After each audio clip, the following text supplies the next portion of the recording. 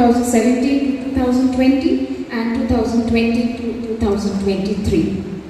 He was the principal of the Jeevandan High School, Yellareddy. He was also the principal of BJM Carmel Academy for 1 year between 2008 and 2009. He has various books published in his name. The first one is Vistas, a study on Ruskin Bond. Then Enduring Word, Volume 1 and 2. Pensive Adagios, collection of poems written by Father Benny. English for Law Students, Volume 1 and 2, textbooks which are used in Gondwana University. Come, let's speak English 1 to 10, spoken English textbooks for classes 1 to 10. Streams of Wisdom, Moral Science textbook for class 1 to 10. And his several articles are published in reputed journals. He has presented papers in various national and international seminars also. So to welcome such an eminent resource person, a man of degrees, a learned man who is definitely going to enlighten us with how can teacher-student relation be effective and a very good one. So may I request Father Principal, Reverend Father Jason, to welcome respected Dr. Benny with the floral book. Hearty welcome to you, Father. So respected Father Principal, Father Jason, Father Sebastian, the Finance Administrator in the school, all the best for the new academic year 2024-25. Thank you, Supriya Madam, for introducing me. I think she has introduced it several times, me here. This seminar, there is nothing new that I am going to give you. What I give you is all you know. But together, when we come together, we speak about it, we think about it, and then gradually what we already know we try to put into practice when we come interaction with our students. You know, the teacher-student relationship is always a holy relationship, a relationship we consider it as sacred in India. So I thought, let this academic year begin with assessing or explaining how we are going to interact with our students. You all might have seen this letter of Abraham Lincoln to his son's teacher. Whatever may be, whether it is written by him or not, that is immaterial, but the content is very valuable, very relevant for us. Let us just begin this seminar by reading that letter. Dear teacher, my son has to learn that not all men are just, nor are they all sincere. Teach him that for every villain there is a hero, and for every selfish politician there is a generous leader. Teach him that for every enemy there is a friend, that it is better to earn a coin with sweat than to steal one. Keep him away from envy, and if you can, let him know the secret and joy of quiet laughter. Teach him to lose, but also to learn properly enjoy victory. Teach him to marvel at books, but also let him learn from the birds in the sky, the flowers in the field, the wonderful views of valleys and mountains. In jokes with friends, explain to him that an honorable defeat is better than a shameful victory. Teach him to believe in himself, to listen to everyone, and to be able to decide for himself. It's like Shakespeare in his drama Hamlet, making Polonius to advise his son Leatrice, who is to embark a higher study in England. Before giving him, he gives a piece of advice to his son. Give every man thy ear, listen to everybody, few thy voice, but don't give opinion to everything. Take each man's censure, listen or take the wisdom of others, but reserve thy judgment. So similarly, Abraham Lincoln also writes, teach him to believe in himself, to listen to everyone, and to be able to decide for himself. Teach him to laugh when he is sad, and explain to him that sometimes men also cry. Teach him to ignore the cries of the crowd that only demands rights without paying the cost of their obligations. Teach him well, but do not pamper or flatter him too much, as only in the test of fire is it known if the steel is real. Let him have the courage to be impatient, and to have the courage with patience, perseverance, and sobriety. Convey to him a sublime and solid faith in the Creator and in himself, because only then can he have faith in men. Now this letter contains what we teachers need to give to the students, advice to the students. And this is possible. This knowledge can be given to be possible only when we have a safe environment provided or a happy environment provided in the school. Now children are God's investment. We begin with who are children? Children are God's investment. The famous Roe versus Wade case of the US in 1970s attracted huge attention as it was yet another Dred Scott decision. You know what is Dred Scott decision? That was a great case, a landmark case in the United States. Unfortunately, the judgment was against humanity. That is, the US Supreme Court in that case, Dred Scott case, said that the Africans cannot enjoy the citizenship of America. So this was also Roe versus Wade. That case also was a very unfortunate case. The judgment by the Honorable Supreme Court of the United States of America ruled out the restrictive laws about abortion imposed by the state of Texas and thus legalized abortion. The judgment was like this. For all practical purposes, the US Supreme Court legalized abortion, saying that the termination of an unwanted pregnancy is between a woman and her daughter.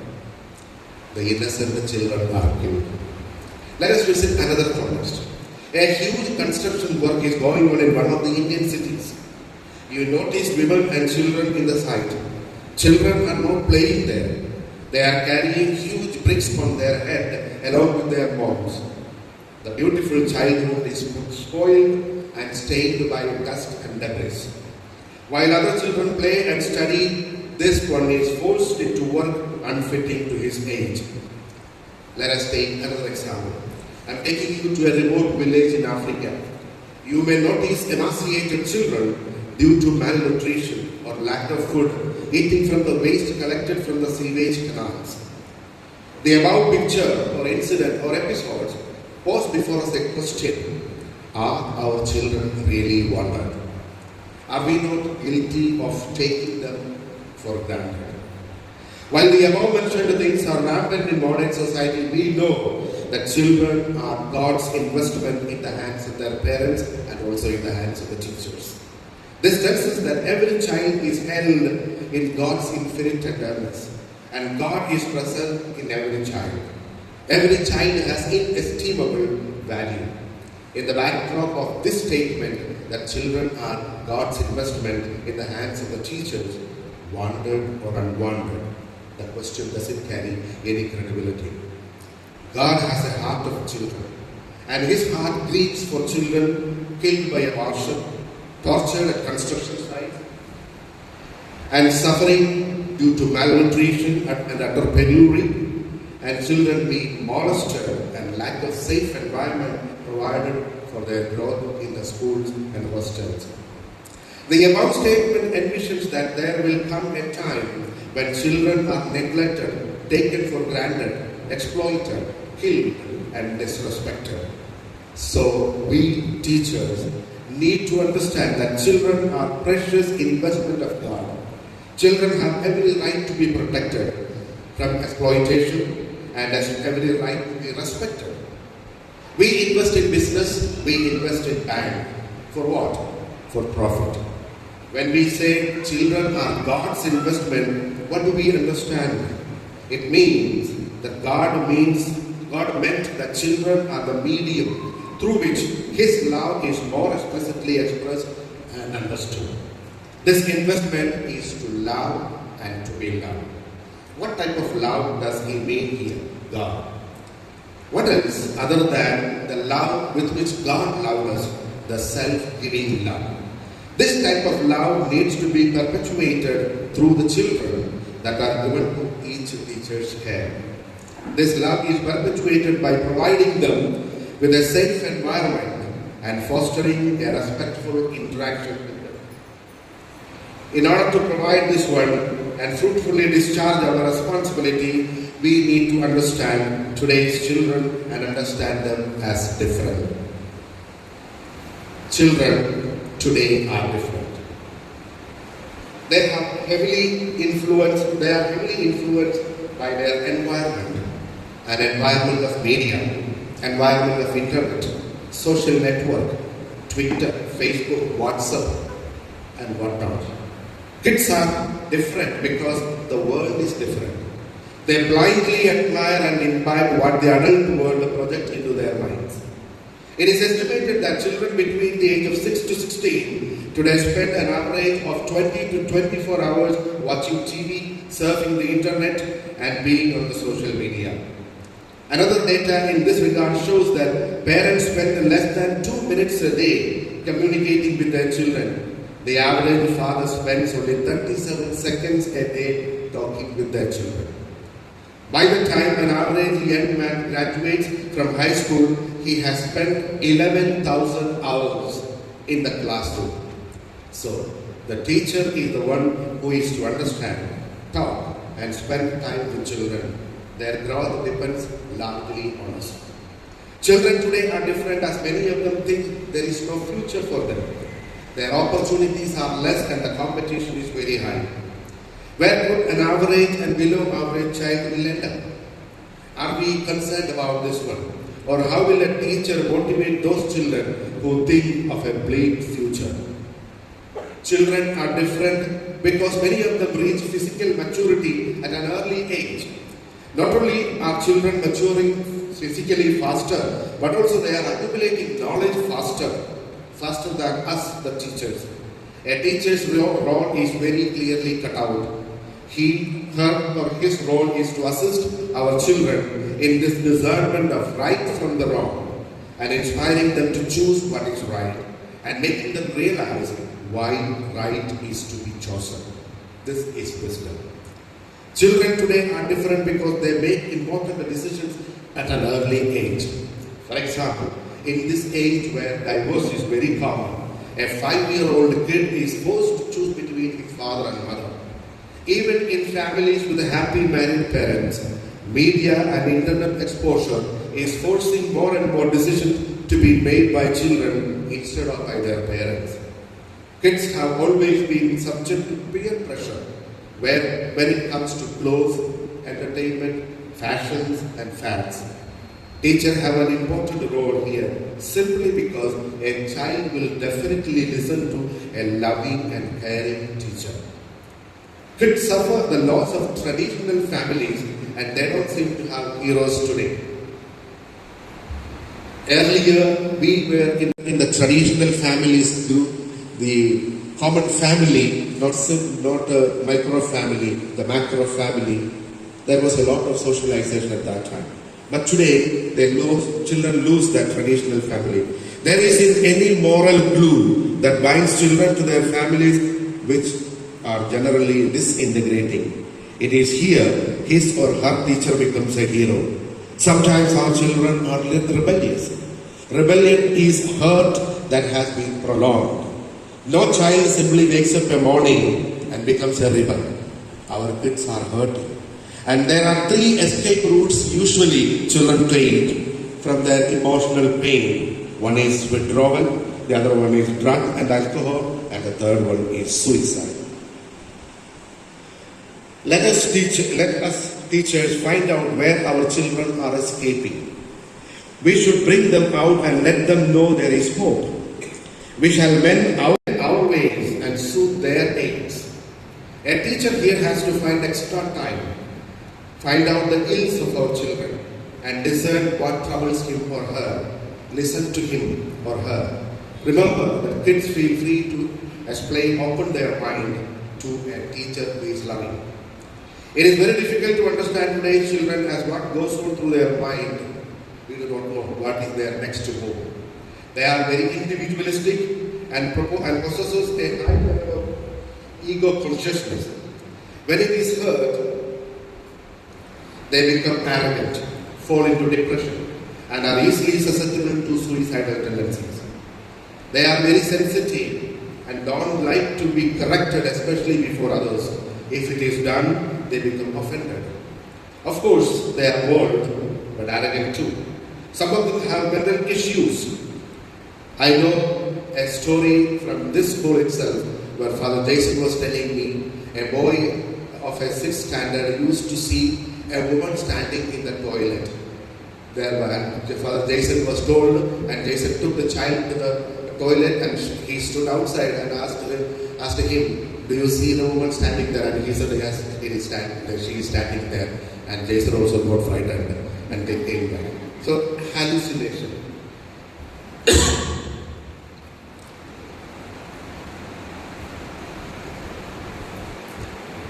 Children mainly because they come from broken families with constant quarrels. There are also issues of drug and other substance uses. A random search conducted in one of the leading schools in Bengaluru, very prominent leading school, top school of Bangalore city, and it was very alarming to find what our children, especially the high school children, brings to the school. It includes alcohol, cigarettes, drugs, and even condoms. There could be students in our class who have deep disrespect towards teachers. You could find someone there. They don't like authority.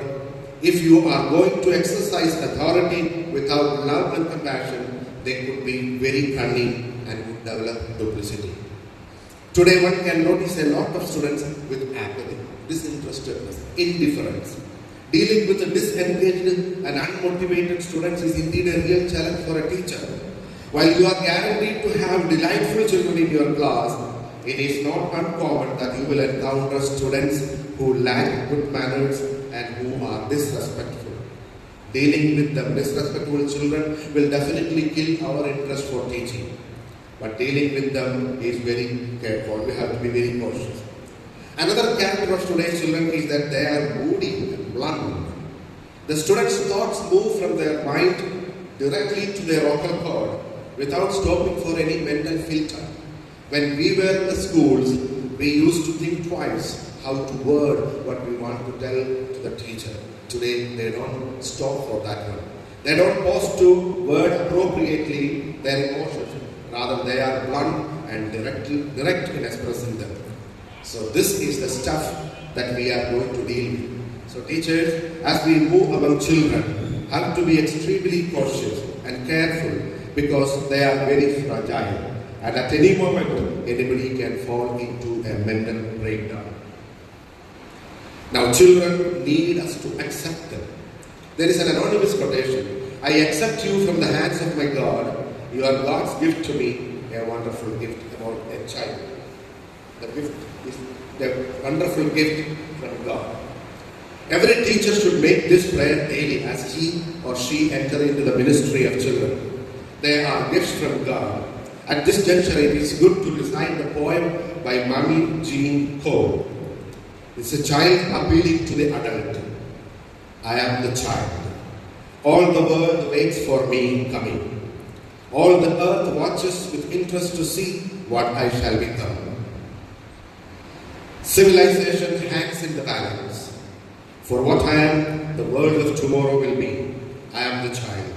I have come into your world about which I know nothing. Why I came, I know not. How I came, I know not. I am curious. I am interested. I am the child. You hold in your hand my destiny. You determine largely whether I shall succeed or fail. Give me, I pray you, those things that make for happiness.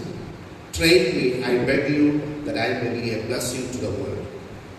Every child that comes to our class comes with this prayer. They want us to accept them as they are, not as you want them to be. It's very, very important how we have to understand that. They want us to accept them as they are, not as we want them to be. Of course, we will try to make them we want them to be. You will find them coming in all shapes. Someone with a tattoo in his hand, someone coming with his eyebrow pierced, Or another one may appear with a mushroom cutting on his hair. How are you going to deal with? Of course, these things may not be happening in our schools, but you will meet children outside. How are you going to deal with them? Can we talk to them friendly and extract from them reason behind all these decorations? Maybe you will get a reasoned answer or may not be. But the most important thing, do not antagonize your children. It is very important that we teachers be cool and calm in handling with those children or these trends in children. The poem by Larry Jens is very beautifully worded what our children expect from our adults or from teachers. I am I. Do not change me, condemn me or put me down. Accept me for what I am. No, you need not agree with me, but accept me for what my total being is. I have my faults, I have my guilt, but that is who I am. Perfect I will never be. Allow me to be uninhibited. Do not pressure me into feeling what I do not feel. Accept me when I am flying high and also when I have fallen low. Do not put me down or make me feel unhappy about being just me.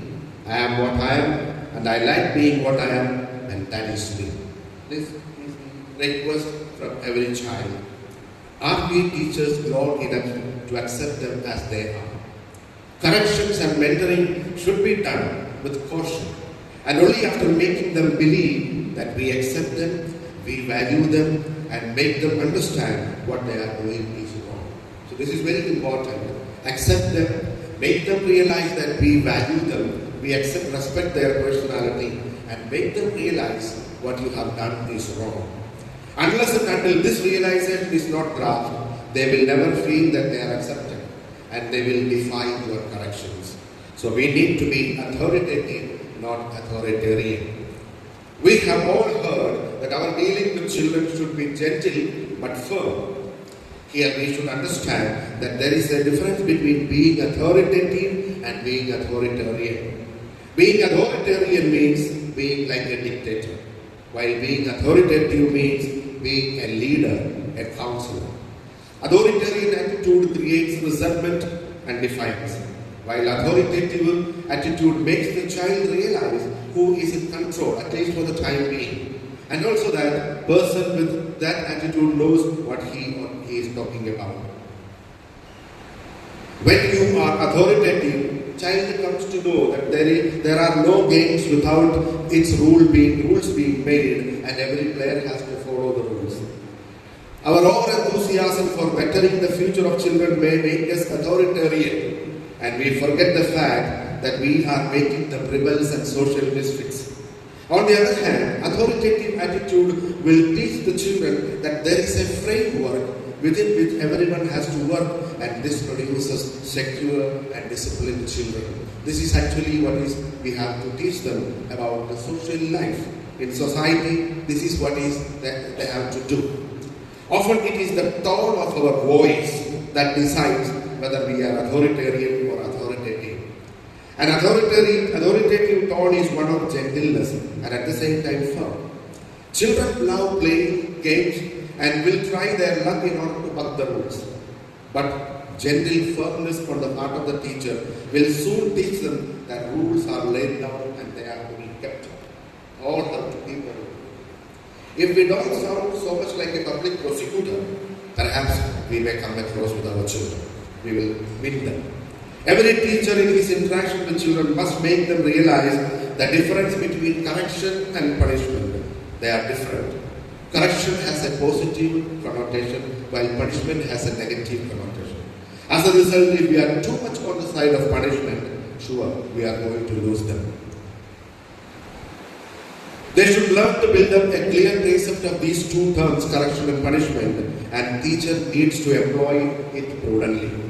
If the children feel that every attempt to set them on the right path as punishment, it is time to have a heart-to-heart talk with the child. Mercy and compassion shall be the weapon that a teacher should employ in his or her dealing with children. Let me narrate to you an incident where a boy was caught copying in the annual examination. And before the examination, rules were given. If anybody found cheating in the examination, they will be rusticated or dismissed. This boy was brought to my office, and the poor thing was crying. And it was explained to him that you are going to be dismissed. His parents were brought, called, they pleaded to be kind or give them a chance, but the principal did not oblige. And finally, the principal gave an opinion, an option that the child will be given a promoted DC. But that is the easiest way of weeding out unwanted children from the school, the principal's way. The parents were somehow resigned. So I thought the matter is over. As I got up from the chair and about to leave, I looked at the boy once again, and he was literally crying, and he said, "Father, I know I was wrong, but can't you forgive me once?" I knew they came from a penitent heart. He needs assistance, not punishment. So come what may, I did not rusticate him. I pardoned him. And ever after, he knew that with great pain I have forgiven his mistake, so he was very careful in the future. There is a story told about 3 preschoolers who were at play. 3 of them were very close. For a time they interacted, and with a great deal of common interest and enthusiasm, they played together. Then all of a sudden, 2 of them got separated from the other one. The third one, who is alone, started crying, "I am here, I am here. Don't you see me? I am here." Although the little girl could not philosophize or plead, she expressed a need which is universal. She wanted to be noticed. She wanted to be recognized as a person. So this is the crying need of all children: a loving look, a compassionate hug, a gentle smile which communicates to them that they are wanted, they are valued, and their person is important. But how many of our teachers can attend to, and how long?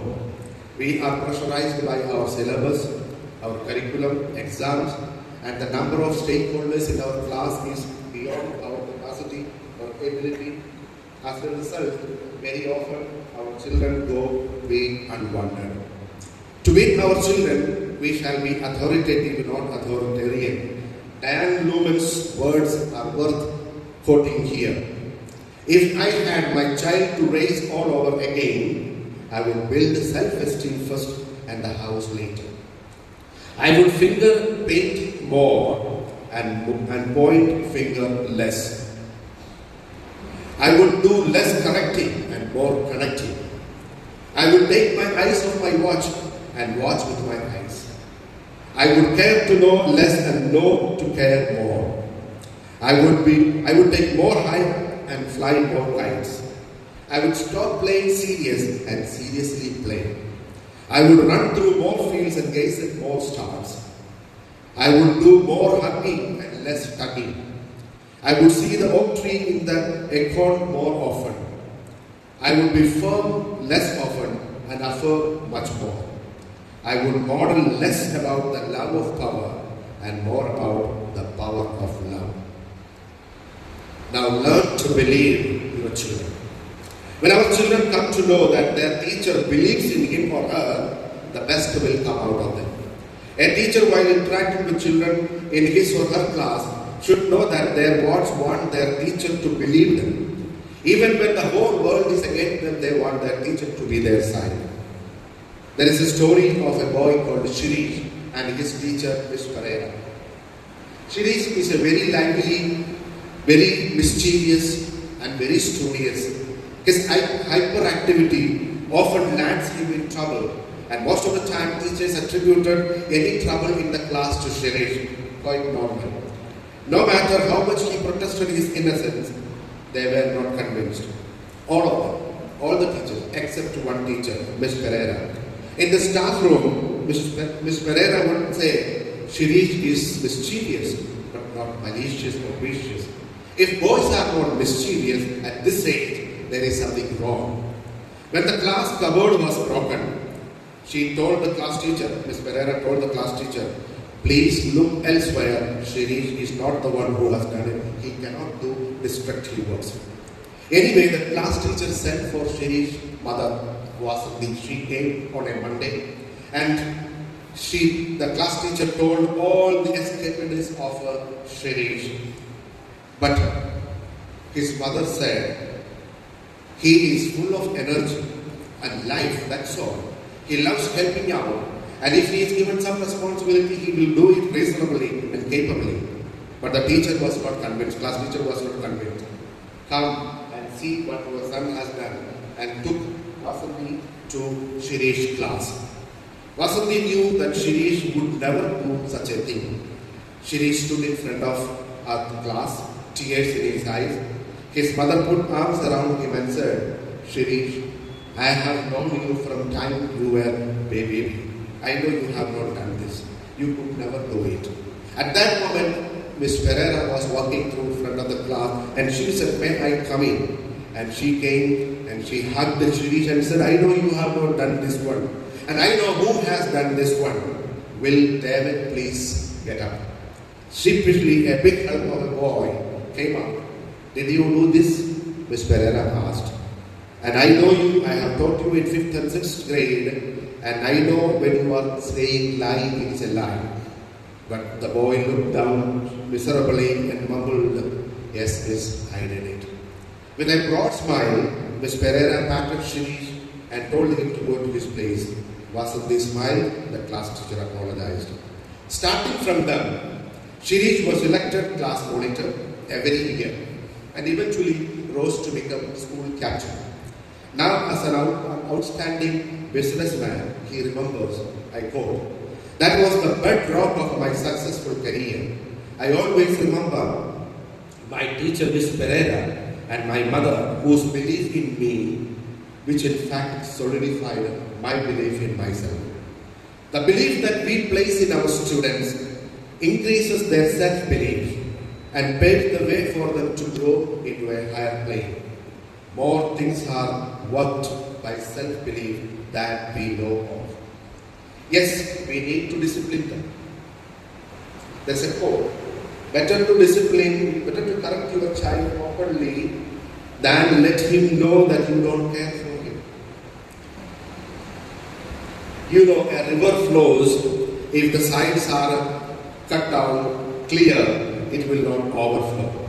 Keep the embankment in good repair and the river won't overflow. Children need boundaries. And parents and teachers have been put there by God to mark them the boundary. Teachers cannot escape from this responsibility. She or he cannot shirk off this noble duty. Of course, one has to be prudent and careful in disciplining children, especially in this modern age. Children are adventurous, and a teacher or a caretaker must know to what limit this adventure can go. It is a proven fact that children who are asked to follow certain discipline have achievements gained in later life. Schools and colleges where discipline lines are firmly drawn made children realize their needs, understand how far they can go, and when to call a stop. Certain do's and don'ts are very essential, which will teach them that they are essential to make social life. One of the things that we very often forget in our classroom is the children, when they grow up, how are they going to live in the society? That is very important. More than their personal achievement, getting a job or a good reputation, wealth, they have a super responsibility, social responsibility about which we need to make them realize. And social life is a contract. We all agree to a contract with our neighbors. So our freedoms are curtailed. So we need to make them understand that they have a social responsibility. Teachers should not forget the fact that children are little people with problems as large as ours. Sometimes some children may need a good old-fashioned kind of disciplining, that is, spare the rod, spoil the child. But punishment we use must be love-laden. And we must also take care to reward them when they perform well. As someone has rightly said, in disciplining children, strictness and kindness should go hand in hand. Punishment shall never be felt as a torture, and they shall never be humiliating. Today, as I told you, children are highly ego conscious and they don't like to be humiliated. Our children should never feel that their teacher is a brutal or cruel or a terror. An incident is told about a loving teacher who won a little girl's heart. A certain little girl daily comes to the school with not very neat, her clothes, her hands are dirty. And the teacher noticed that one. And she understood that the parents are not paying attention to them. She wanted to tell the girl, but at the same time she doesn't want to embarrass her in front of others. So one day, she told the little girl, "You have a very pretty hands. Why don't you go to the restroom and wash them so that people can see how lovely your hands are?" The delighted the little girl washed her hands and came back beaming, showing her hands. She held her hands proudly before the teacher, and teacher said, "Oh, they are really beautiful. See what difference a little soap and water can make." She told the girl as she hugged her warmly. Every day after that, the little girl came to school neat. Eventually, she was, at the end of the academic year, awarded the most or neatest girl of the school. A teacher should know that more things are wrought or worked by praise and appreciation. Punishment with love and kindness will yield more rewarding results from our students. Punishment should not make the child hate you. The next day, the child should be as free as she was yesterday or he was yesterday with you. The following points are worth narrating here for our kind perusal before punishing a child. Make sure he or she is guilty of the deed. Be sure that the deed was done deliberately. If it's an accident, the case is entirely a different one. If you are satisfied that he or he deserves discipline, do it right away. The sooner the penalty follows the mistake, the more effective will it be. The discipline given must be the kind that will produce repentance. That is very important. When we punish a child, when we make a child realize what you have done is wrong, there should be a repentance. He should or she should understand that what I have done is really wrong. Discipline should be as short as the offense requires. However naughty, disobedient or cruel children may act, justice must always be seasoned with mercy. It is Jose Pedro Abra who said, "When he is born, he means man. When man was born, man is like a clay, malleable, can be shaped into any shape. It is important to know how to mold it before it becomes dry, because after that it only breaks." Every teacher who is directly or indirectly in charge of training children should know this fact. Proper discipline is a must. Otherwise, there will come a stage when he or she is beyond repair and may break. Discipline through love and compassion shall be the guiding principle. Discipline is to mend and not to end. In this process of disciplining our children must acquire self-control and should have the prudence to discern when to speak and what to speak or to whom to speak. They must be trained to be peace with oneself, peace with the world. They must be taught to lead their life meaningfully. Despite discipline and self-control is attained by kindness and not by vengeance. There is a famous remark attributed to Abraham Lincoln. The man who killed all his enemies did it by overcoming them with kindness and making them his friends, not by vengeance. Let our students who come out of our school should possess this knowledge that life is not always the party we hoped for, but while you are here, you might as well enjoy the music and dance. The discipline we insist on our students is to empower them, to make them a better human being who are concerned about their fellow human beings. Discipline should never be humiliating. Teachers can do a lot of damage if children if they humiliate and punish children harshly. As it is said, discipline your son while there is hope, but do not indulge your angry resentment by undue chastisement. and set yourself to his ruin. Discipline through anger can cause a wrong understanding of authority. When we discipline, it is quite natural we become emotional. It shows them that discipline is not a loving thing, but a thing to be afraid of. Discipline with anger loses justice, fairness, and you are losing your emotions. And discipline becomes a means to vent your anger. Very often it is good to make a self-examination when I get angry, whether my emotion is overpowering me or my reason is controlling me. I know an incident of forging signature by a student called Maya. She is a 5th standard student. She was not very good at studies. After every exam, she used to fail in 2 to 3 subjects. Now, the progress report is given, get the signature of her parent. The charge was that she forged a signature on her progress report. In tears, she came to the principal's office, who was a kind man. He asked her quietly whether she committed the mistake, and she readily said, yes.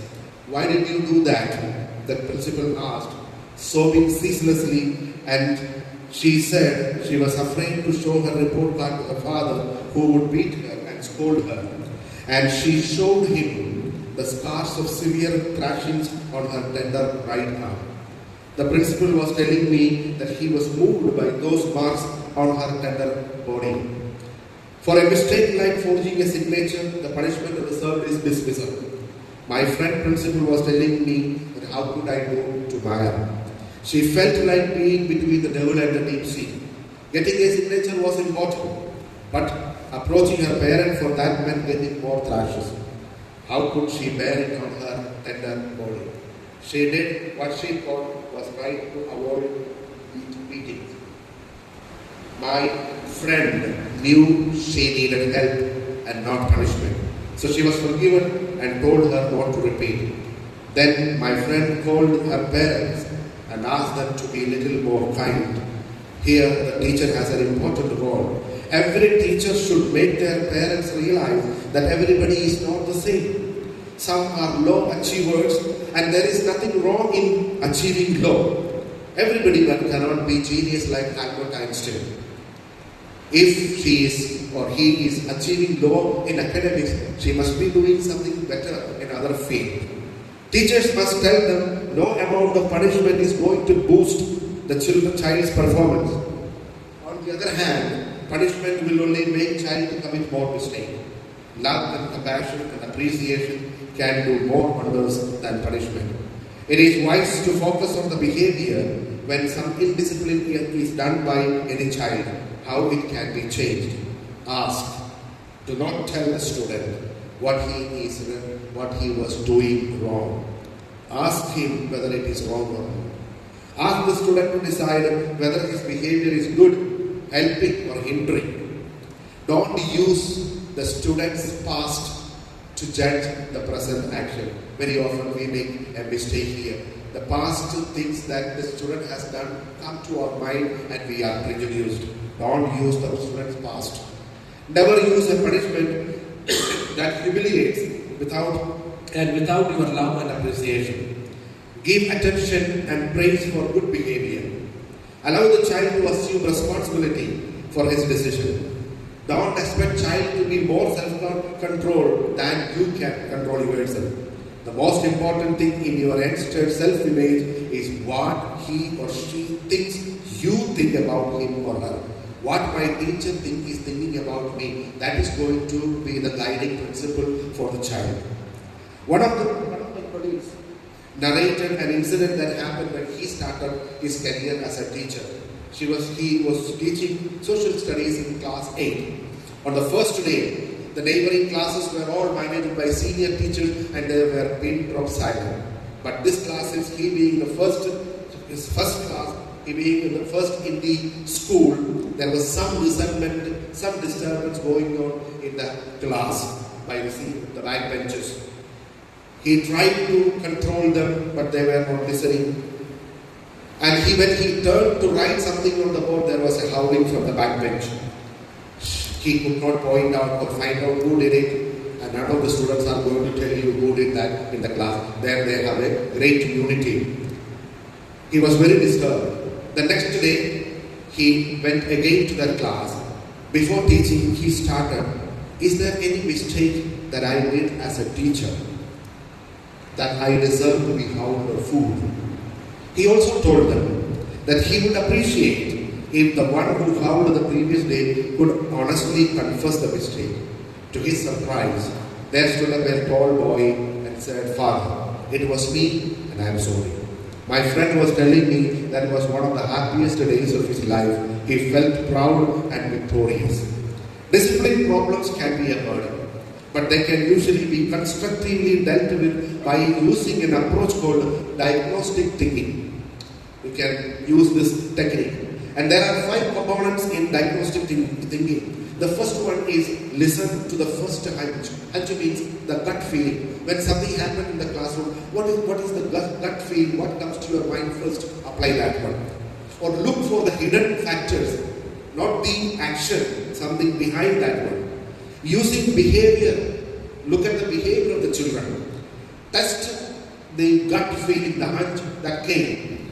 And if it is not working, try other technique. Below are given some of the discipline techniques we teachers can use. Deliberately ignoring the behavior to a point. Deliberately ignoring. I remember I had a teacher in my college days, in the degree level, and every day he would come, begin his class by taking the attendance. And the first 5 attendance, nobody will listen. 4, 5. Only 5 you will hear. So after 2 classes, we all understood that because the first 4 students are not getting their attendance. We understood that as soon as he comes, we have to be very careful, otherwise we will lose. So deliberately ignoring a misbehavior. Misbehavior may be a way of a child seeking attention. And intervene with the non-verbal signs.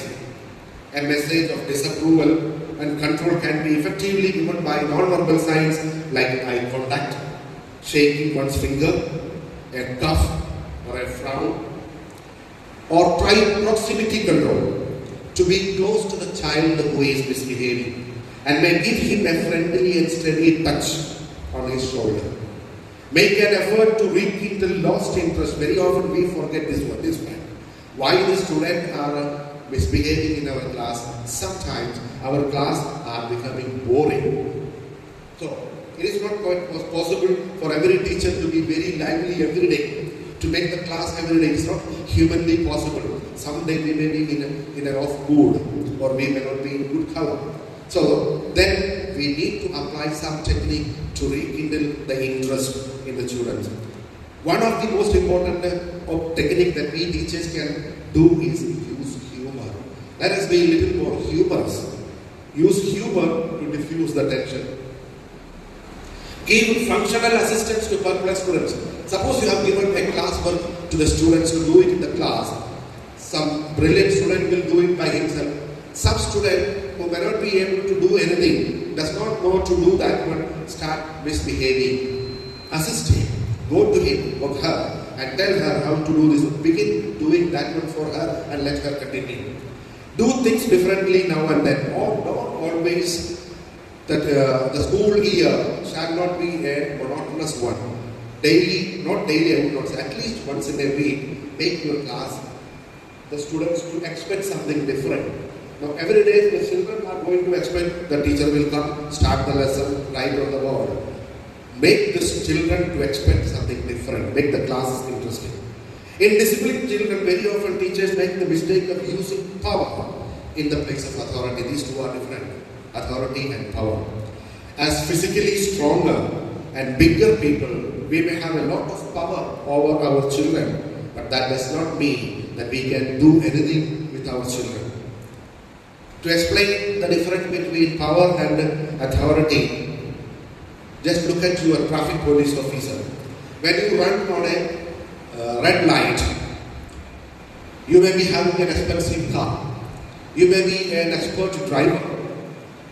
That does not mean, though physically weaker than you, the traffic police officer can punish you. That is authority.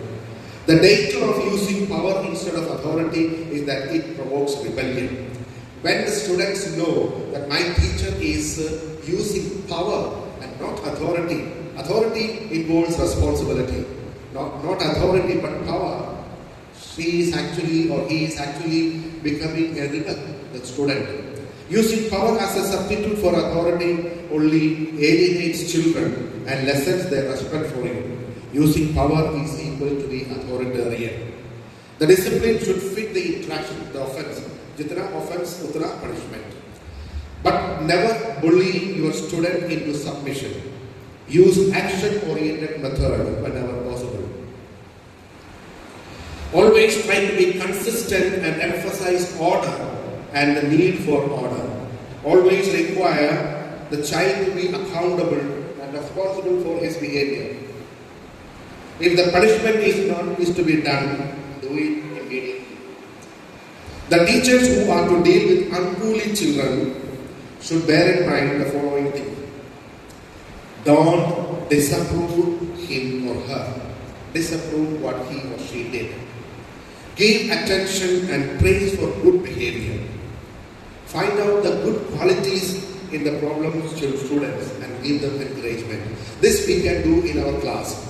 Especially children who are very weak, children who are disturbing. Find some good quality in them. Try to encourage that way.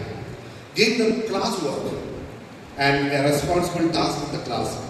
It is said earlier times, if a boy is a mischievous one, it is better to get him married so that he will be disciplined. So in the classroom too, if a problem child is given a responsibility, you will notice the change that happens. They should be praised for good works they do. It is good to listen to the advice by children. Of course, it's not just limited to classroom, even in our life also it is good. Stay away from anger. It hurts only you. If you are right, then there is no need to get angry. If you are wrong, then you don't deserve to get angry. Patience with family is love. Patience with others is respect. Never think hard about the past. It brings only tears. Don't think more about the future. It brings fear. Let this moment be with a smile. Leave this moment with a smile. It brings cheer.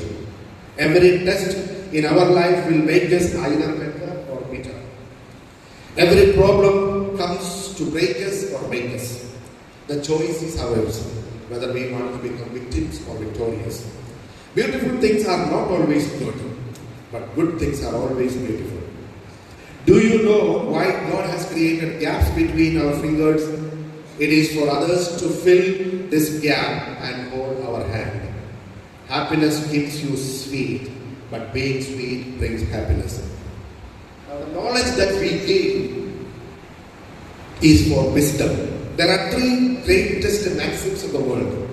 Know yourself by Socrates.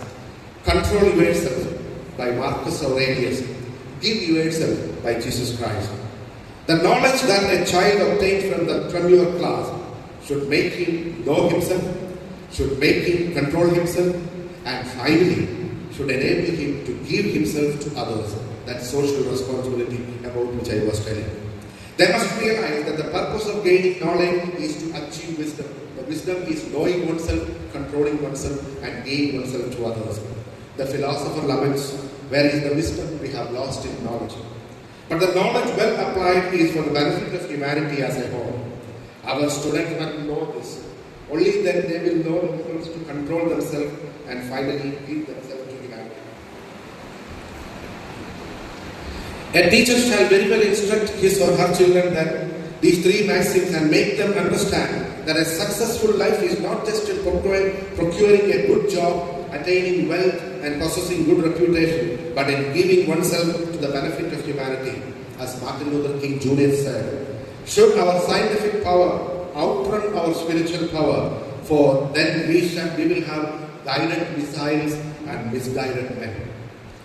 We should know and be aware the other type of knowledge which is available nowadays in the internet. The wrong messages, the wrong information, the wrong knowledge. A step in the wrong direction and the child is hooked for life on this unhealthy and obscene knowledge. Like a drug, it becomes an addiction. He or she has access to pornography, and other unsuitable information from any source whatever. This will not only destroy him or her moral fiber, it will destroy him or her world. Schools have to be very careful in this direction. If it is not checked, he or she may take a whole lot of friends along with him to damnation.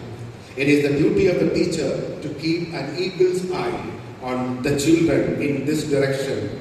They have a duty to vet the friends of their children and their activities, even if that does not help them win popularity among students. This is very important, especially in this modern world of internet and digital media. Now let us listen to our children.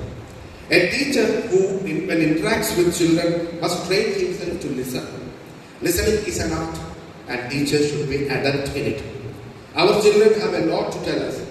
Today they are not in any way uninhibited to express themselves. They are one, and they don't use any filter in wording what they want to communicate. What they most expect from us is to listen to them. Listening is part of loving them, and when they know that they are listened, they know that we value them, we consider them, and we care for them. It is a sign that we respect them. Listening is a sign that we respect them. When we don't take time to be silent and listen, then you take everything too much for granted. We should never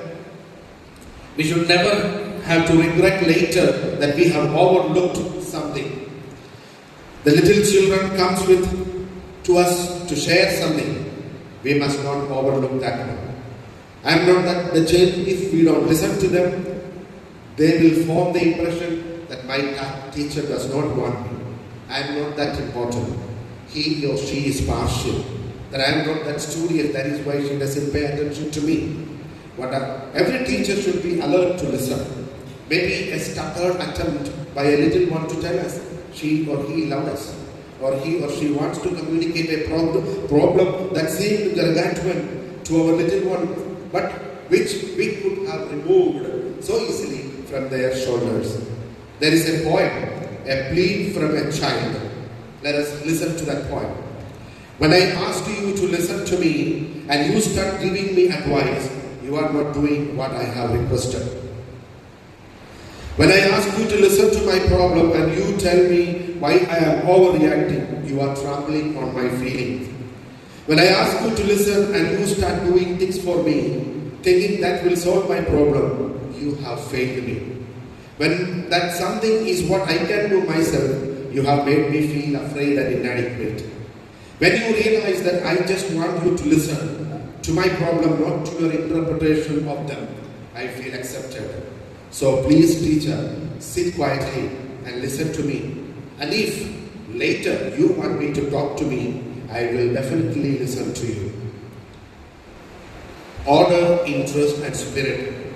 I fondly remember my biology teacher in the high school. He was a very lean person, but very loved by everyone. He always came to school well dressed and wore a beautiful smile on his face. He would hold a dozen color pencil chalks in his hand and textbook in the other hand, and he would slowly walk into the class. The students always looked forward to his coming to the class and greeted him. He wouldn't shout or frown, let alone beat anyone. Like an artist, he would sketch the structure of the human skin or anything for that matter from the text till the entire board, and he will color it. He would quietly explain and then ask a question or two to few students to make sure that the class understood his lesson. Everyone would be in rapt attention, and everyone would get something out of his class and be able to recall it even without opening the text. Of course, he was a teacher with a difference, a much loved and respected teacher. He knew what he was doing. But how many of our teachers are efficient and successful like him? According to Eric Johnson, there are three important elements in teaching. They are order, interest, and spirit. Order, for its own sake, is a pale virtue. But every classroom does need a backbone of order to hold the marvelous body of learning. Good teachers act as adults, not as your child. They act like adults and they keep an order. Order does not mean having many rules. In fact, the best schools have fewer rules. Interest creates order. Interest creates order and is related to teachers' enthusiasm. It grows into an attractive classroom. The subject and the skill taught in the class must be relevant to the students. Digressions and discussions should enhance interest. Now, good spirit flows from order and interest. Every teacher will do well to remember the following 7 do's to create good spirit. Be kind, be polite, laugh, be funny. Let your students be funny. Find something that you admire in every child. Respect each one. Every teacher should know the following basics. Basic skills. Skills to listen, to speak, to hear, to see, observe. And basic substance. To know how the world works, how human beings work, and what human beings have done to the world. And basic attitudes. To be interested and curious. To be persuadable. To respect oneself and others. To respect knowledge. To feel responsible for one's actions. Every teacher should be measured against these basics. They should know that good teachers are good in many ways, each with his or her own style of relating to students and enabling them pave their way through knowledge. Good teachers are good for many reasons, and one of those reasons are basically they are good human beings who luckily became teacher. Good teachers are reasonable, at peace with oneself, and are firm but fair. Expect a lot from themselves. They expect a lot from themselves and from their students. Have a sense of humor and enjoy humor. At this juncture, it is good to remind us about what Martin Luther King Jr. said.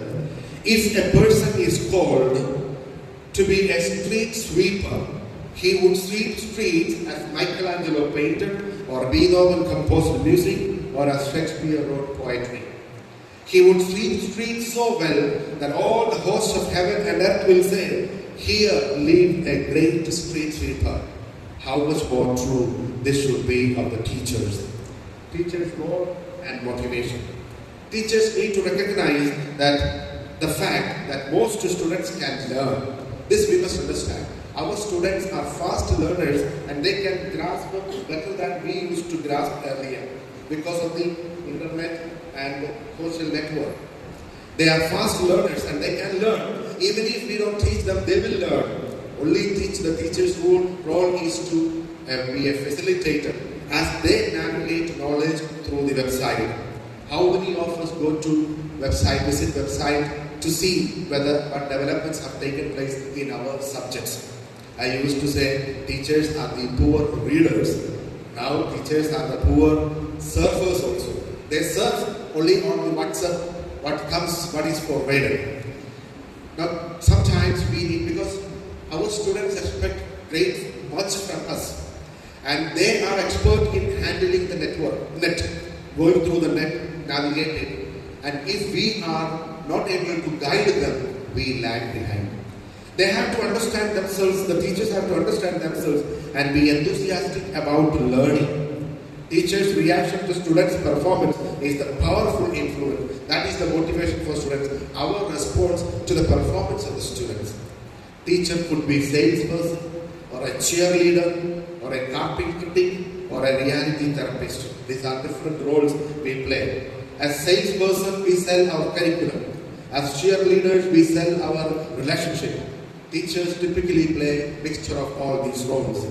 The basic teacher role is one that helps students to look at their behavior and enables teachers to make classroom assignment based upon realistic explanation.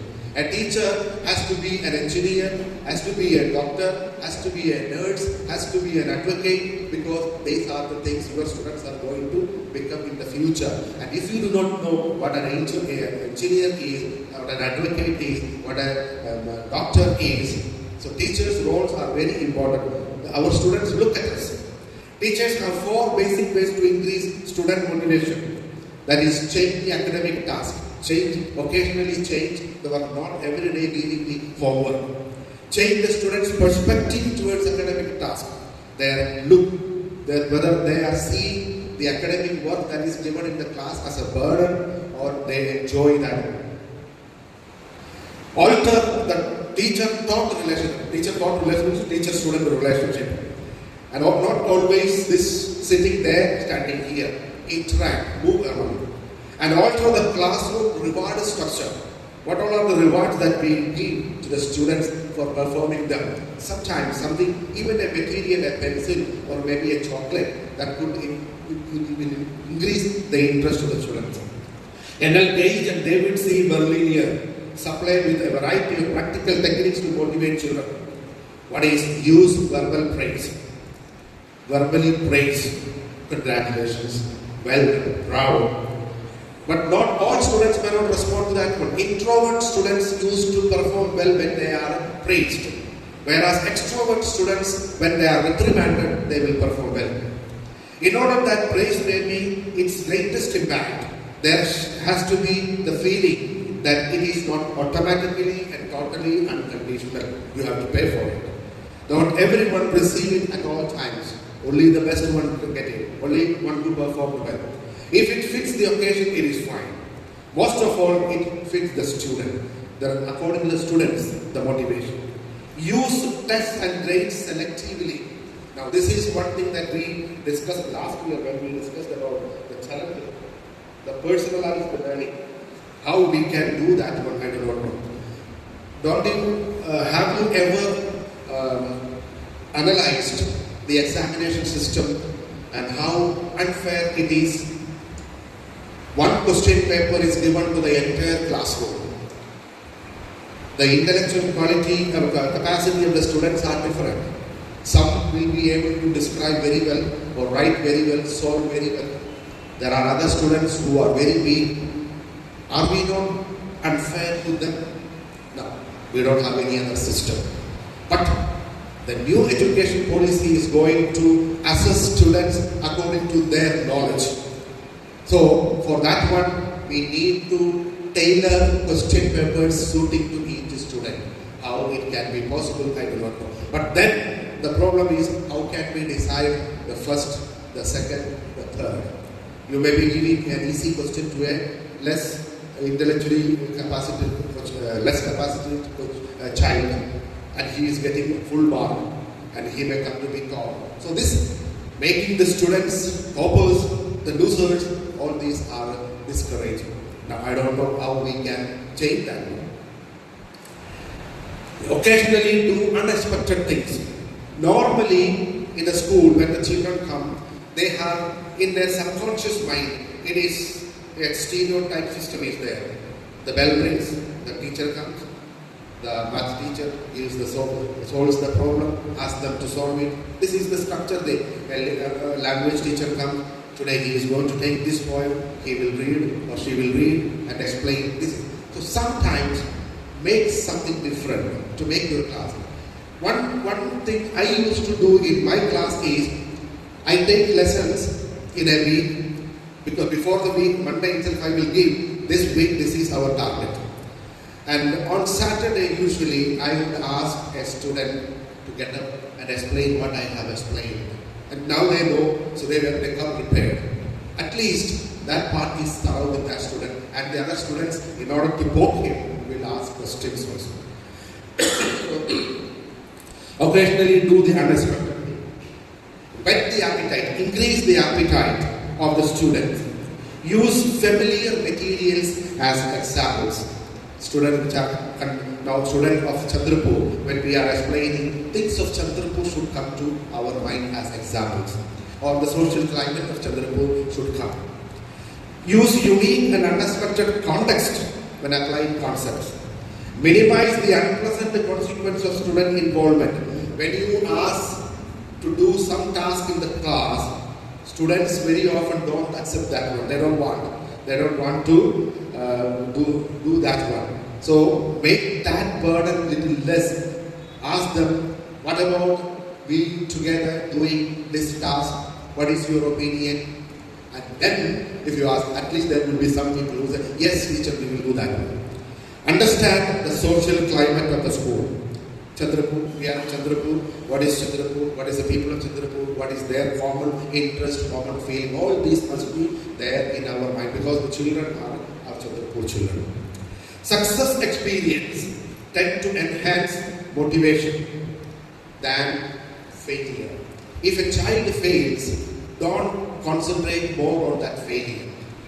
Positive strokes are always going to be winning the children. Motivation is a poorly understood concept.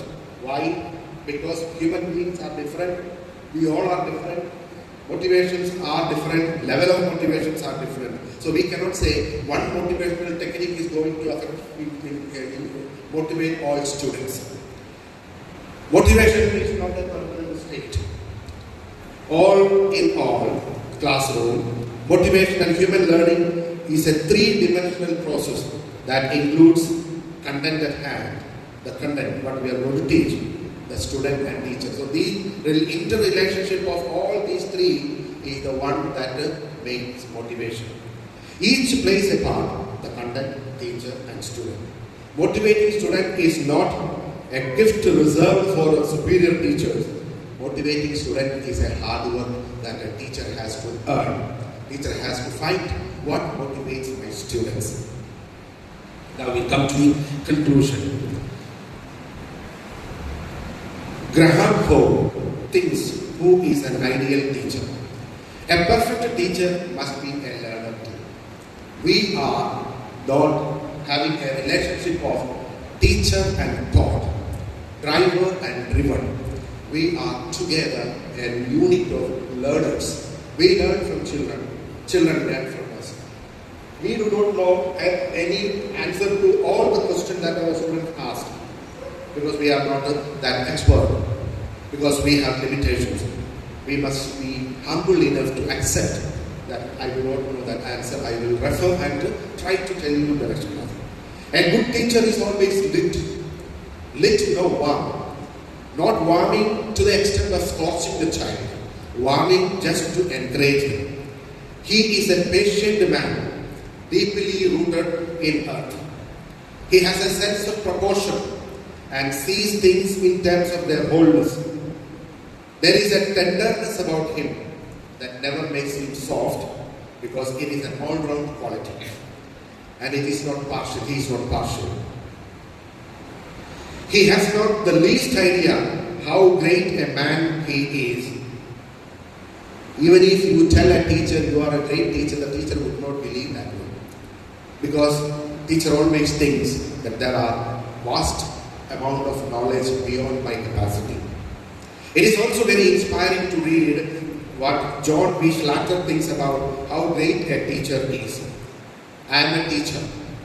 I have been many people in many places. I am Socrates, exciting the youth of Athens to discover new ideas through the use of questions. I am Annie Sullivan, tapping out the secrets of the universe into the outstretched hands of Helen Keller. I am Esau, revealing truth through countless stories.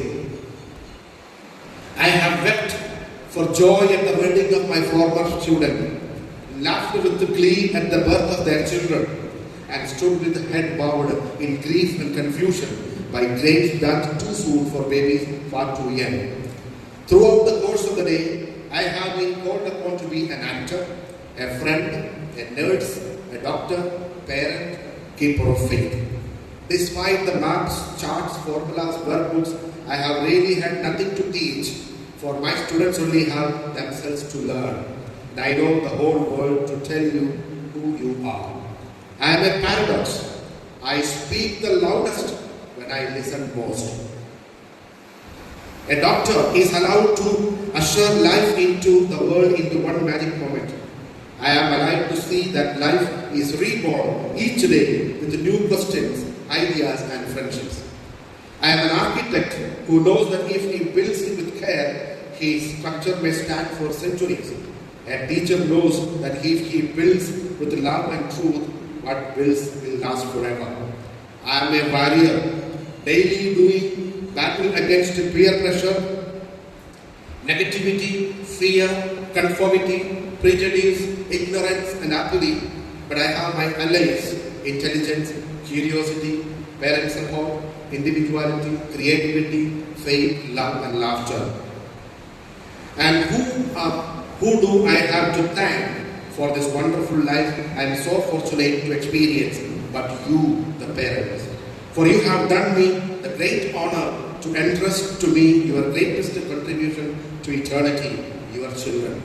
And so, I have a past that is rich in memories.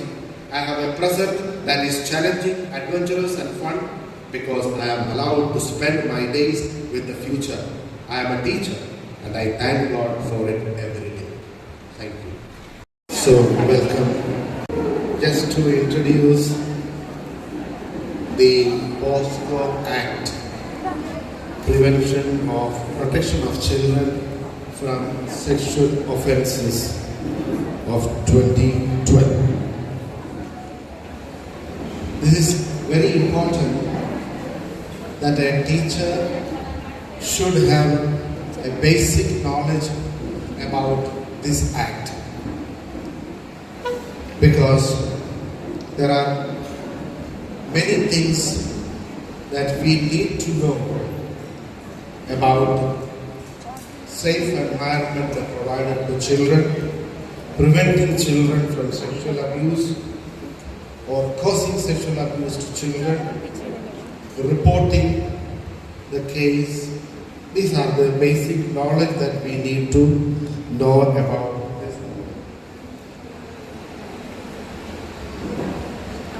Ever since the implementation of protection of children from sexual offence, POCSO Act 2012, schools have taken special care in providing safe environment for children, especially from sexual abuse. It has become a sensitive issue and its magnitude is unsurmountable. Sexual abuse of children is widespread in India. We cannot think that this is something that is happening in Europe. No. India is the fifth largest country in the case of sexual abuse of children. India is a home of 472 million children, forming around 39% of the population. We celebrate Children's Day on November 14th, the birthday of the first Prime Minister Jawaharlal Nehru, who is popularly known as Chacha Nehru due to his concern for children. He dreamt of making India children's paradise. However, the reality is something else. Child sexual abuse and exploitation is very rampant in India.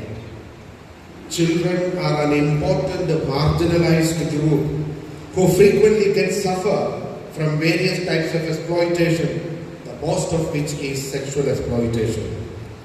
As a result, they are marginalized not only in terms of access to basic human needs, but also in terms of expressing their opinion. Some data. On 17th November 2020, a 6-year-old girl was raped and then murdered brutally to perform black magic, and the accused was arrested under POCSO Act in Carmel. On 26th August 2020, a 17-year-old girl was found dead near her house in Lakshmipur, Kheri in UP.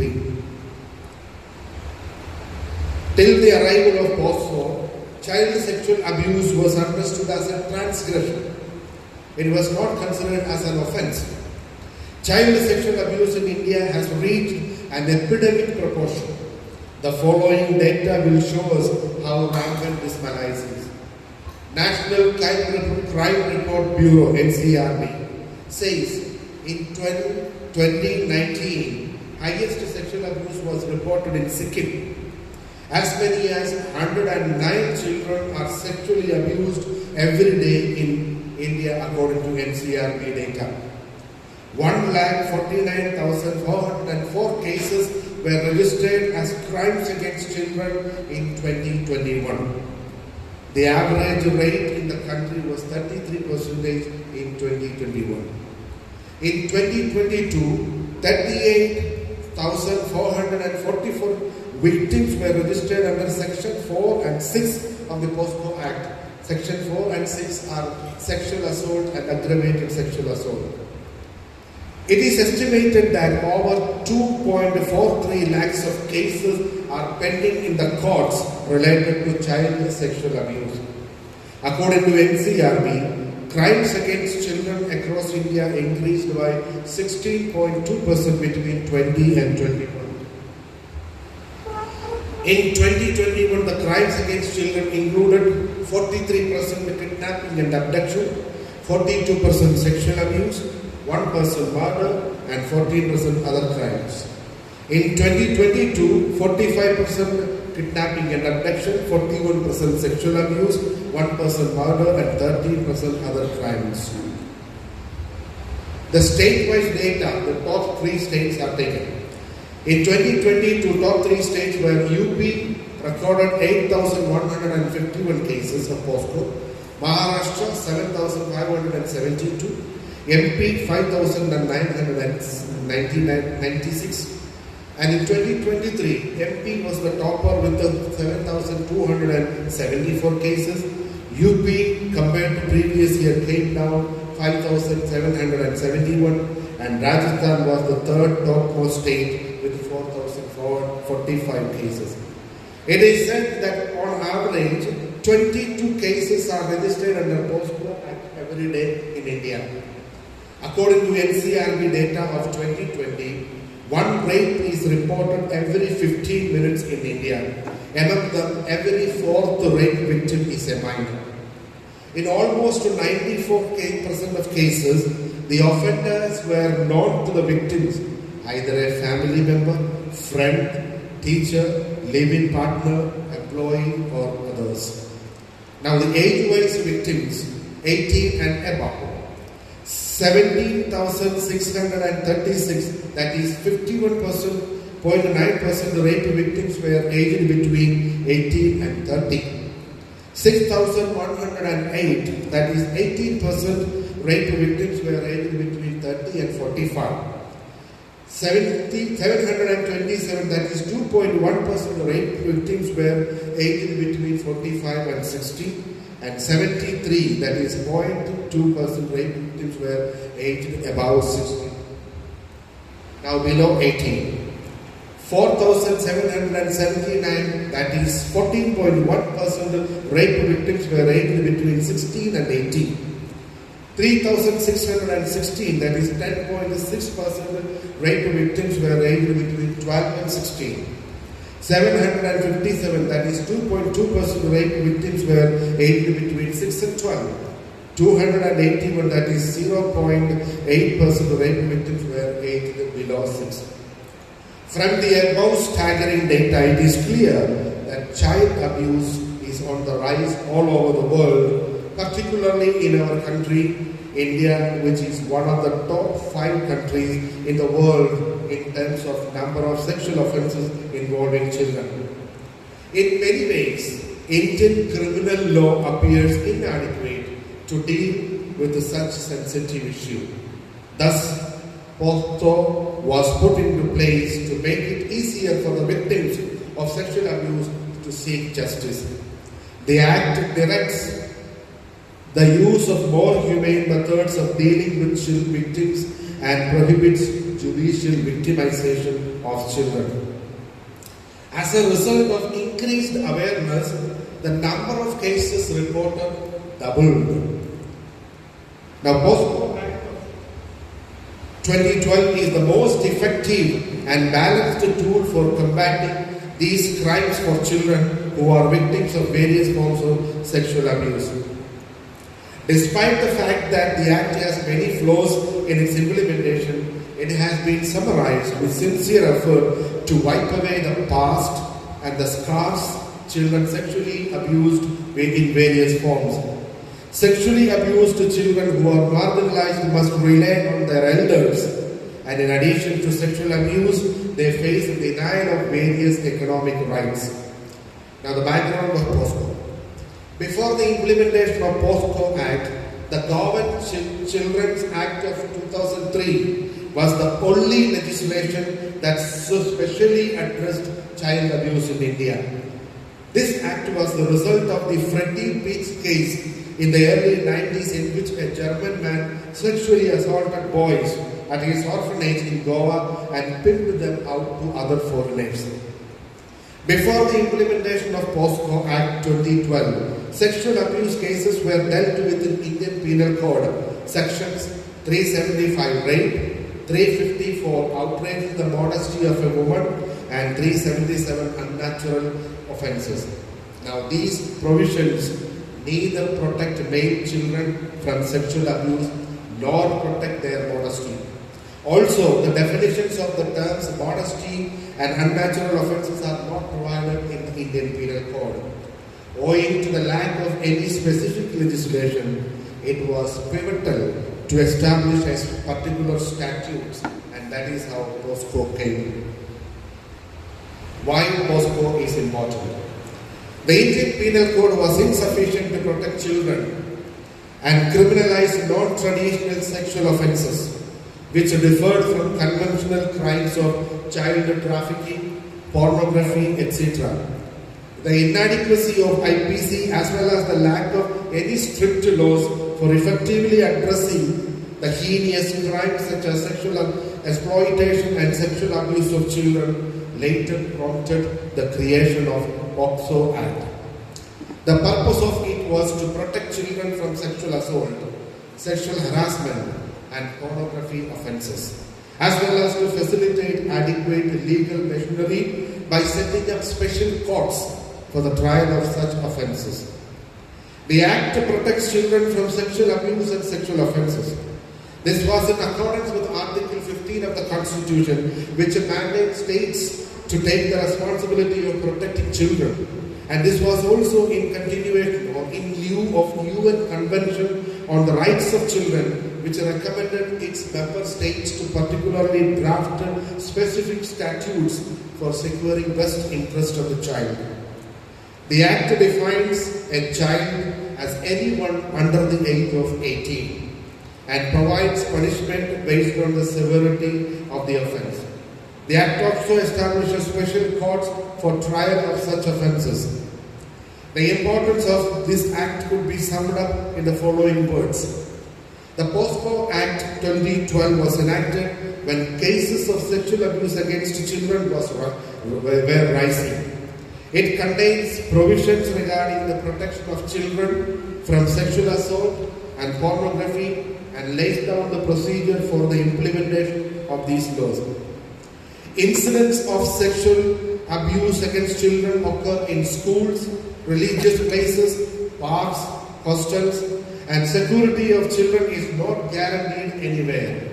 With such emerging dangers, it was significant to introduce separate legislation which could provide a reliable system for mitigating the crime. The Act has been instrumental in providing a robust justice mechanism for the victims of sexual abuse and has highlighted the significance of child rights and safety. The reporting of the case of child sexual abuse has also served as a consequence of our awareness. The Act covers punishment for both non-penetrative sexual assault and aggravated penetrative sexual assault. Now, the features of this Act. Confidentiality of the victim's identity. Section 23 of the POSCO Act provides for procedure for media and imposes duty to maintain child victim's identity unless the special court allows its disclosure. Section 23 reads, no report in any media shall disclose the identity of a child, including his name, address, photograph, family details, school details, neighborhood, and any other particulars which may lead to the disclosure of the identity of the child. In the famous landmark case of Bijoy Jaggudu Das versus State of West Bengal, the Calcutta High Court reiterated that the law made under Section 23 and declared that any person, including a police officer, shall be prosecuted if he or she commits such breach. Second feature of this act is gender-neutral provisions. Another glaring feature of the POCSO Act is that it does not create any distinction between the victim or the perpetrators on the basis of their gender. This overcomes one of the biggest shortcomings of Indian Penal Code. The definition of child includes anyone below 18 years of age. In several cases, the courts have even convicted women for engaging in child sexual incidents. The third characteristic of this act is mandatory reporting of the child abuse. Sexual abuse cases happen behind closed doors, and the elders attempt to hide these incidents due to the stigma that is attached to these crimes. Consequently, for the proper implementation of POCSO Act, reporting of these incidents by the third parties who have the knowledge or apprehension of such offences has made mandatory under section 19 to 22 of the Act. It is here we have to be very careful. If we ever come across or we doubt that there is an abuse taken place, we are duty bound to report that to the police. Otherwise, later on, if it comes to know that we were cognizant of that act, we could be brought to trial. These laws have been made on the basis of the assumption that children are vulnerable and helpless, and society has the duty to protect the interest of the children. In the case of Nar Bahadur versus State of Sikkim, teachers received information that their student is pregnant due to repeated sexual assault on her by an elderly accused. The teachers informed the panchayat, who lodged an FIR in the police station. In another case, Shankar Kishore Rao Khane versus State of Maharashtra, an important case where Supreme Court laid down guidelines regarding reporting the offence. In this particular case, the rape was committed on an 11-year-old child with a moderate intellectual disability, but it was neither reported to the police nor to the Juvenile Justice Board. The court observed that children with intellectual disabilities are more vulnerable, and therefore the institution which housed them have the responsibility to report sexual abuse incidents against them. Furthermore, it was laid down that non-reporting of the crime in accordance with the provisions of the POCSO Act is a serious offence. In this regard, it is good to keep in mind the following data or details. Emergency contact number 112. Whom to contact? Police station or police helpline. Now, how to report? Mahila or Shishu help desk of near police station. Helpline 181, especially for child line 1098. Now, another feature of the Act is the last scene theory. The theory of the last scene applied in child sexual abuse trials. According to this theory, the person who is last seen with the victim is assumed to be the perpetrator of the offence when the time gap between the point when they were last seen alive so minute that it is not possible that any other person could have committed the crime. But in one of the cases, Carmel Ghosh versus State of West Bengal, it was observed even the time gap is larger, the last scene theory can also be applied. Next one is child-friendly investigation, another characteristic of this Act. Section 24 and 26 and 33 of the POCSO Act lay down the procedure of investigation and trial, which has been formulated keeping in mind the needs of the child. The following points are taken into consideration. The statement of the child is to be recorded at his or her place of residence, generally by a woman police officer. The officer who is to record the statement of the child should not be wearing a uniform. The officer should ensure that the child does not come in contact with the accused during the examination. A child is not to be detained in the police station overnight. The officer should ensure that the identity of the child is not revealed. The statement of the child is to be recorded in the presence of a person in whom the child has trust, most probably the parents. The statement of the child is to be recorded via audio, video, electronic means. The assistance of translators or interpreters, wherever necessary, may be used. Frequent breaks are to be allowed during the trial. The special court has to ensure that the child is not called to repeatedly testify in the trial court. Aggressive questioning of the child is not permitted during this trial. Now, the offences under POSCO Act. Before the arrival of the POSCO Act, IPC mentions the following offences against children. They are homicide, feticide, kidnapping, sexual acts, physical and emotional abuse, neglect. The offences under POSCO Act are sexual assault.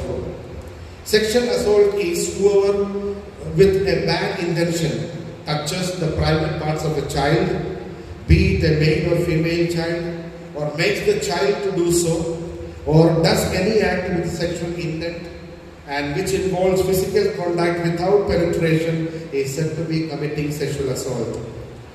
Aggravated sexual assault. Sexual assault committed by a person who is in possession of trust or authority of the child, such as a member of the security force, police officer, public servant, any staff, principal or management staff of the hospital, school, or any place of custody or care or protection. It also becomes aggravated sexual assault if the child is mentally ill. Penetrating sexual assault.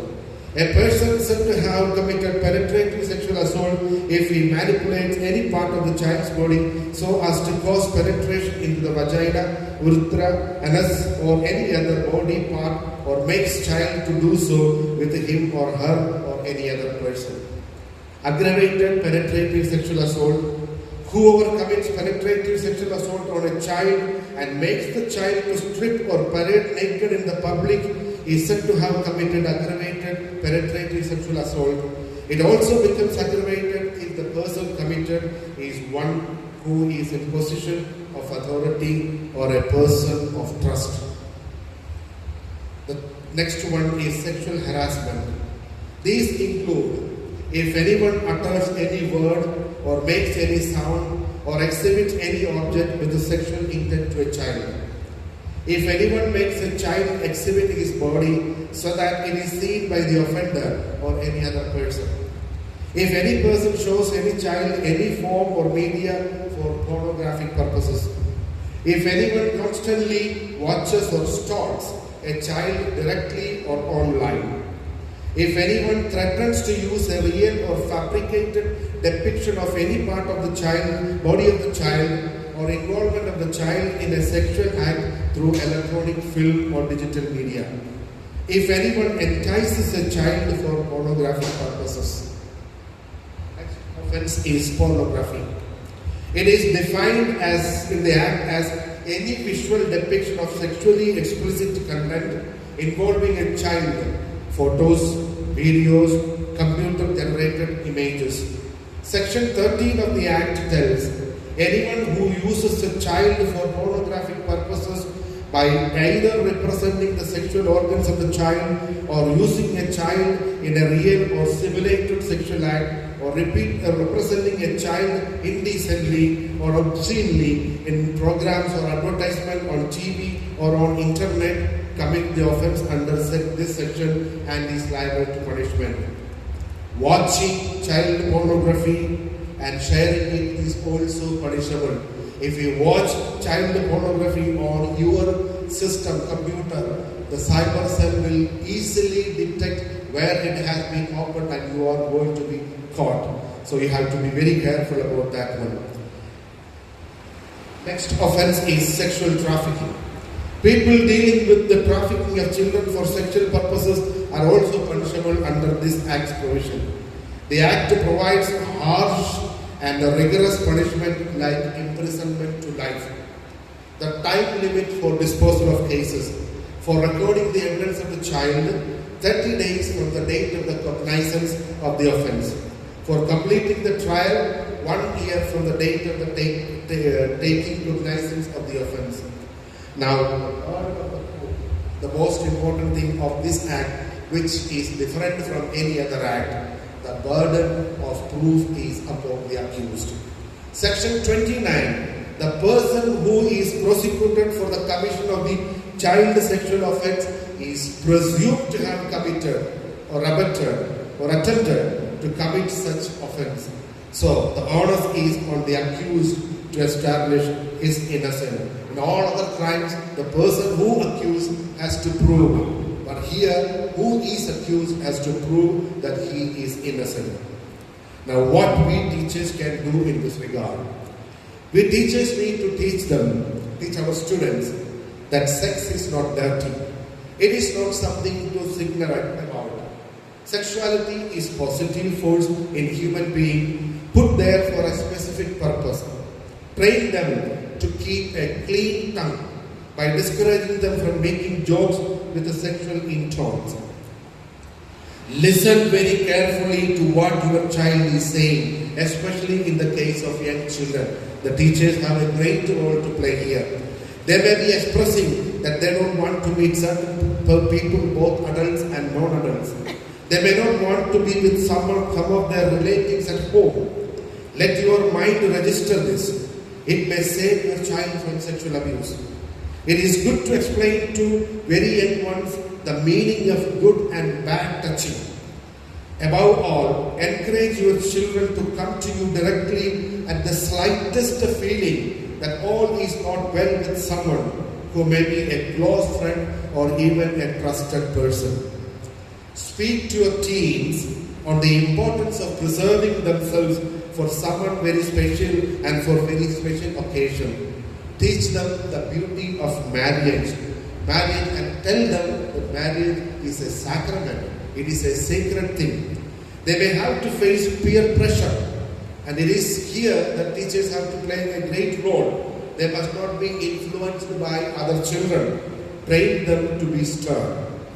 We must ensure that our children know that sexuality is a fundamental component of human nature. We are created male and female with the vocation to love. The gift of sexuality is one of the most important or significant ways in which we express and receive love in our relationship. But this gift can be misused, and it has been misused. There is a need to provide proper awareness of creating safe environment for the children in our campuses. One of the primary steps to be taken for this is sensitizing all teachers by organizing periodic seminars, training and workshops regarding various aspects of sexual abuse, sexual assault, sexual harassment and maltreatment of children. Every teacher needs to know the existing directives and the laws of the land, especially the POSCO Act. And the CMI congregation has published a CMI policy for the protection of children and vulnerable adults and CMI policy for the prevention of sexual harassment at workplace. Every teacher has to be aware of this book, and training has to be done about this book. This, if it is not done here, you must ask your principal to do that one. This is in tune with the rule of the land, and zero tolerance is advocated in any case of sexual abuse by any of its members or employees. The policy also reminds us, the teachers, to report any such incident to the authority concerned and to the police, even an apprehension of the occurrences of such a case. Even if you are not sure, if you feel that there has been a child abuse happened, you have to report. Teachers are asked to be familiar with this policy and a basic knowledge of the POSCO Act. Teachers must know that all children have rights to be safe at all times, and they have an obligation to provide every child a safe and friendly environment. That all children have equal rights to protection from abuse and exploitation, regardless of their gender, age, religion, political allegiance, sexual orientation, family background, cultural background. That every teacher is duty bound to work within the institution and outside the institution for the protection of children and prevention of abuse. That all must be able to discern and identify various signs of sexual abuse in children. Here, we teachers can play a great role. From the behavior of the child, we can understand. We will come to know what are the signs. That all decisions regarding the welfare and protection of children must be made at the best interest of the child. Some preventive measures may be adopted. Arrange awareness programs for students, parents, teachers, and all those who come in contact with children. Make the environment of the school and its campus student-friendly and safe. It is better that at least 2 adults together supervise the children. Monitor closely when older adults or youth interact with children. Install CCTVs wherever necessary. No one with a criminal record of sexual abuse or physical violence should be appointed for any position within the institution. Candidates, including CMI members, for an appointment must provide a signed affidavit to the institution concerned that they have not been accused of the offence under POSCO Act of 2012, Juvenile Justice Act of 2015, Sexual Harassment of Women at Workplace Prevention, Prohibition and Redressal Act of 2013. You may think that what is the need of this one? This is needed when some occurrences happen and you are being caught, then they will record whether you have a history of this one. Every teacher in our school is committed to put in place, implement and regularly monitor the procedures related to recruitment, staff orientation, training and professional behavior of staff members and visitors to our school campuses. To ensure that all allegations of abuse and harassment are dealt with, that victims are supported and prevented from further danger, and perpetrators are held to account. To report to civil authorities as per the requirement of the POSCO Act. To ensure that greatest possible care is taken to protect the potential victim from further risk. To ensure that the accused is stepped aside while the allegation is being investigated. To ensure confidentiality in all procedure. To initiate a healing process for the victim, the accused and the affected. To establish best practices in prevention of sexual abuse of children. Now, symptoms and signs of sexual abuse. In general, children or minors do not reveal the experience of sexual abuse that they have experienced or have been experiencing. Sometimes they may not understand clearly what is happening to them, or they may be overtaken by fear and anxiety.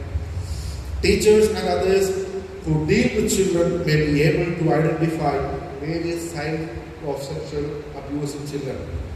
Physical and emotional signs of sexual abuse.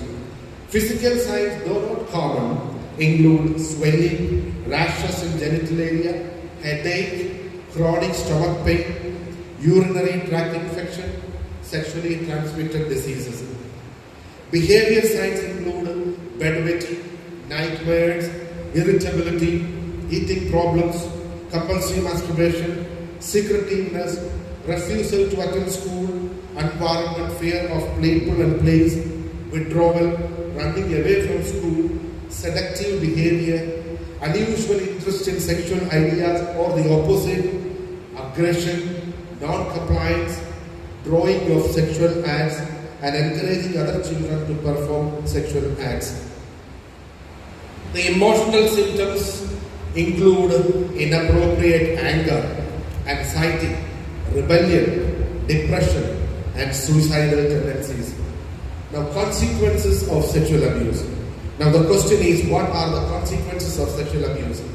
Sexual abuse adversely affects normal sexual development in children and forces them to deal with intensive thoughts, feelings, experiences that they are not ready to fit for.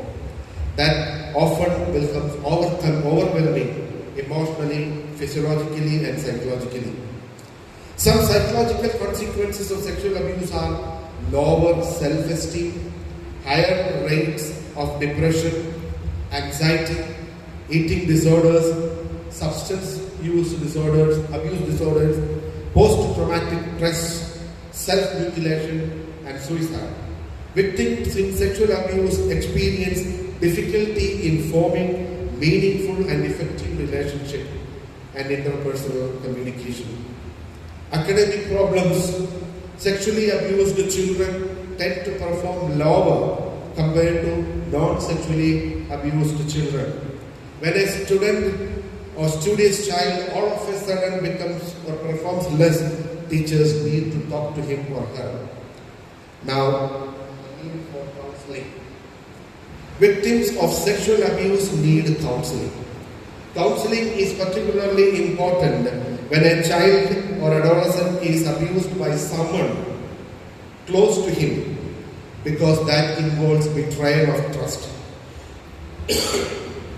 Victims will have to deal with many confusing emotions like anger, self-blame, guilt feeling, shame, social withdrawal, pain of being abused, difficulty to speak about the painful experience that they had to undergo. It is important that they need to be helped and understood what happened to them to overcome the psychological and emotional trauma. Teachers can play a great role here. Children usually trust them, especially the one who is compassionate and loving. So we teachers very often have to be very careful watching our children whether there is any behavioral changes in them that could be from a sexual abuse. Thank you.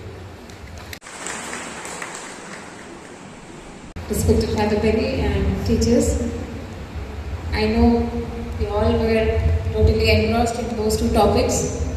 We have so much of information, especially regarding this POCSO Act 2012. Sometimes we have superficial ideas, but detailed information, we never go through it or we never read it. But as teachers, how much it is essential, I think we have got sufficient information. And teacher-student relationship also, how can it be a good relationship? We read or listen to many incidents where the relationship has a wrong, it is projected in a wrong way also sometimes. But it's a very holy, a very special relationship between a teacher and a student, and maintaining it, developing it into a good one, it is in our hands. So, on behalf of Father Principal, Father Jason, Father Sebastian, and all my staff, I thank you, Father, for spending such a lot of time and guiding us so nicely. And I thank you for giving us the information which is definitely going to help us to protect our children and to make them feel homely like they are at home. So we'll take care of all these things. Thank you so much. Something about Father Benny.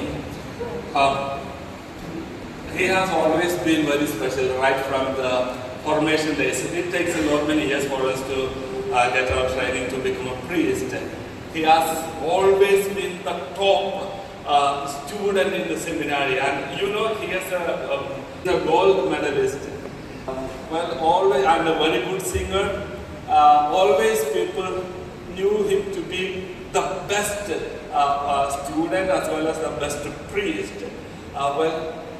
Now he has retired from his college life, and our superiors have very high plans for him. Very well, in a short time, maybe he may fly off to America. We have a few priests working there to be their superior. This is what I heard. This is a loose talk. As of now, though it may be confirmed, but then I cannot establish the truth of that. But then I think it's going to work out that way. And whatever he chooses